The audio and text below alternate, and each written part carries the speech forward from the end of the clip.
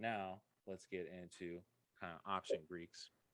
Yeah. So a stock, right? You buy 10, sell at 15. You make that 5% different or $5 difference on that share, right?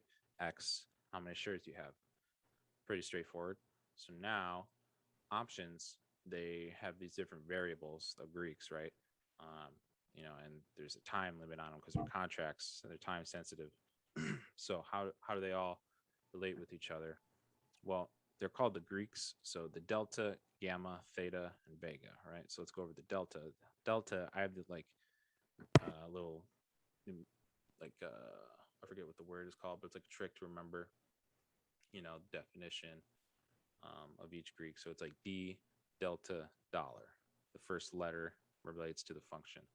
So for every $1 move in the stock, let's say it's Apple, Apple's at like 150 bucks or whatever. So we have a 150 strike, right? So when you look at the option chain, there's going to be a bunch of different strikes. Basically, are we betting, is Apple going to hit this price by this time? The first thing you select is the time. There's different expirations. There's weeklies, monthlies, right? And leaps, which are like a year out. So we play weeklies and, monthlies a lot of time. Because they have the best price, but they're most riskiest because of theta. We'll get into theta, which is time decay, right?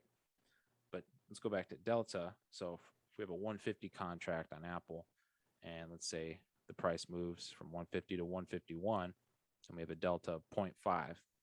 So when you look at option contracts, everything's like times 100, right? So when you look at 1.00 on the contract, that's not $1, that's $100. The cost of that contract. So a 0.5 delta means that's a $50 move per every $1 move in the stock, the underlying stock. So if Apple moves from 150 to 151, our contract goes from 100 to 1.5, right? So 150 bucks. Vice versa, if it goes down, Apple goes from 150 to 149, it's going to go down by that delta.